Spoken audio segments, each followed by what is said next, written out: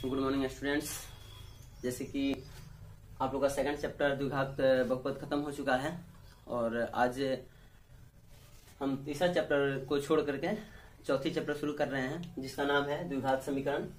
आप देख सकते हैं द्विघात समीकरण शुरू करने का मेरा उद्देश्य ये है क्योंकि अभी अभी आपने जस्ट द्विघात बहुपद पढ़ा है और उसके बाद जस्ट अगर द्विघात समीकरण पढ़ा जाए तो और बेहतर ढंग से इसको समझा जा सकता है।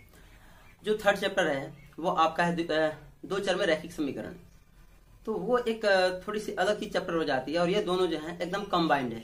इसलिए हमने सोचा है कि आपको सेकंड चैप्टर के बाद फोर्थ चैप्टर पढ़ा दूं।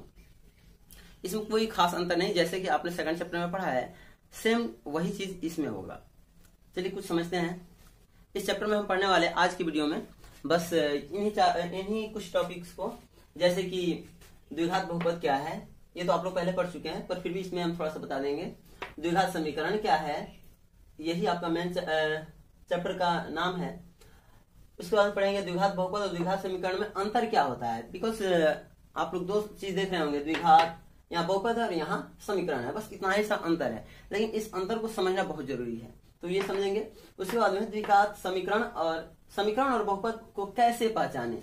चलिए ये तो समझ गया कि द्विघात बहुपद और द्विघात समीकरण में क्या अंतर है, लेकिन इसको पहचानना भी जरूरी है। तो इसको हम पहचाने कैसे ये जानेंगे। फिर है द्विघात समीकरण को हल कैसे करें।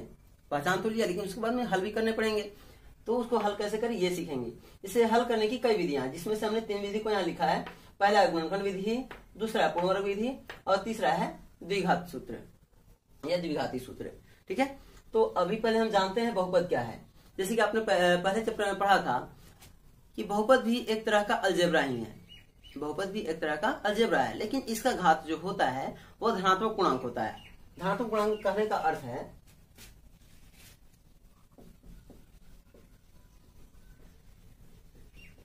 धनात्मक पूर्णांक कहने का अर्थ है 0, 1, 2, 3, 4 इस तरह से संख्या होंगी।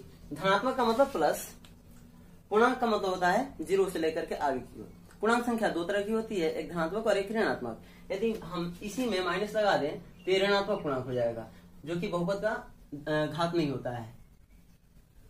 तो हमने पहले चैप्टर में आप लोगों को बताया था कि द्विघात जो बहुपद होते हैं वे इस फॉर्म में होते हैं, x² प्लस bx और प्लस c। ठीक है, जहां a, b और c ये तीनों जो होते हैं अचर संख्या होती है और ये x जो है ये चर संख्या होती है। ठीक है, और उसमें इसके प्रकार के बारे में भी पढ़े थे, अब वो हम यहाँ डिस्कस नहीं करेंगे क्योंकि वो हो चुका है। अब इसमें हमें मेन पढ़ना है द्विघात समीकरण क्या है। अब समीकरण के बारे में, ये भी द्विघात है, क्योंकि द्विघात का अर्थ होता है घात का 2 होना। आप यहाँ देख पा रहे होंगे घात इसका 2 है, मैक्सिमम जो घात है ये 2 है। यहाँ मैक्सिमम इसका 1 है, यहाँ नहीं है तो इसका 0 है, बट यहाँ जो सबसे बड़ी जो घात है, पावर है या इंडेक्स बोलते हैं इसे, वो आपका 2 है, इसलिए द्विघात बहुपद कहलाएगा। फिर आप सोच रहे होंगे तो द्विघात समीकरण किसे कहते हैं। तो द्विघात समीकरण भी एकदम इसी तरह होता है, लेकिन उसमें अंतर क्या है आप कॉमन सा एक अंतर जान लीजिए। जिस भी अलजेब्रा में इक्वल दिया हो, बराबर दिया हो, वो समीकरण कहलाएगा। जिसमें बराबर दिया हो समीकरण कहलाएगा, जिसमें बराबर नहीं है वो समीकरण नहीं कहलाएगा, अर्थात वह बहुपद हो जाएगा अगर घात धनात्मक पूर्णांक हो तो यहाँ जो है द्विघात समीकरण की बात है, तो हम द्विघात समीकरण को जानेंगे। तो द्विघात समीकरण घात 2 होने चाहिए, तो हम लिखेंगे इसका जो फॉर्म होता है x² plus bx plus c बराबर 0। बस जस्ट इतना सा ही अंतर है। इसमें बराबर है तो ये समीकरण है, इसमें बराबर नहीं है तो ये बहुपद है। बस इतना ही का अंतर है। यहाँ देखिए, यहाँ भी घात 2 है तो ये द्विघात हो गया, लेकिन अगर यहाँ कंडीशन कुछ रखना पड़ेगा आपको। a जो है बराबर नहीं होने चाहिए 0 के, इसमें भी a जो है बराबर नहीं होने चाहिए 0 के। क्यों नहीं होने चाहिए, यहाँ b 0 होगा तो कोई बात नहीं, c 0 होगा तो कोई बात नहीं, बट अगर a 0 हो जाएगा, हम रख के देख लेते हैं।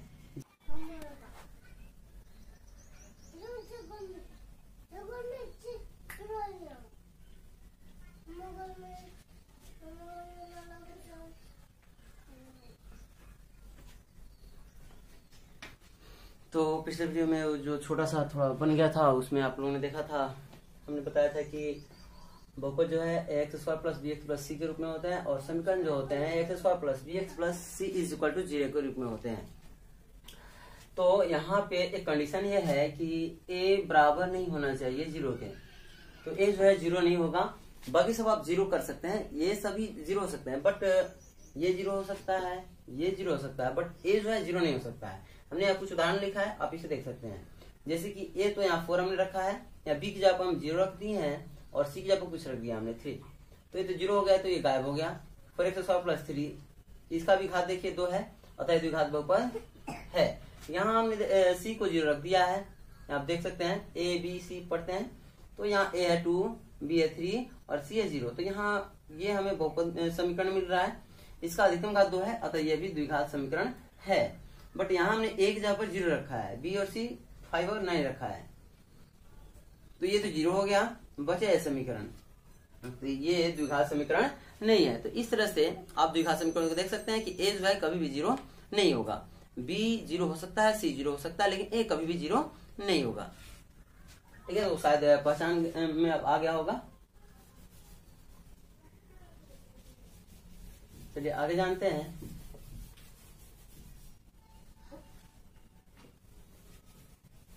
ये जो समीकरण होते हैं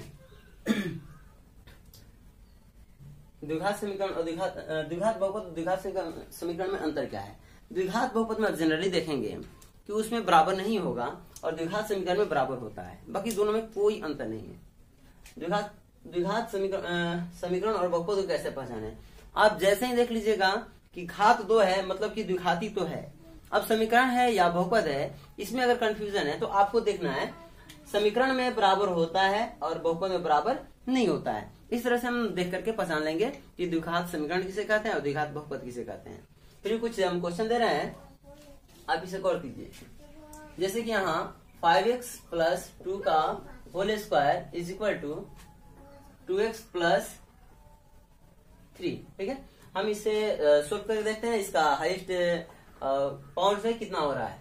तो a प्लस बी का अगर होल स्क्वायर हम तोड़े इसको, तो a square plus b square, या आप यहाँ 2ab भी लिख सकते हैं ऐसे, plus 2ab plus b square. ये बी स्क्वायर को पहले या बाद में आप कहीं भी लिख सकते हैं, is equal to 2x plus 3। ठीक है, आगे है यहाँ जब इसका होल स्क्वायर करेंगे तो 5 का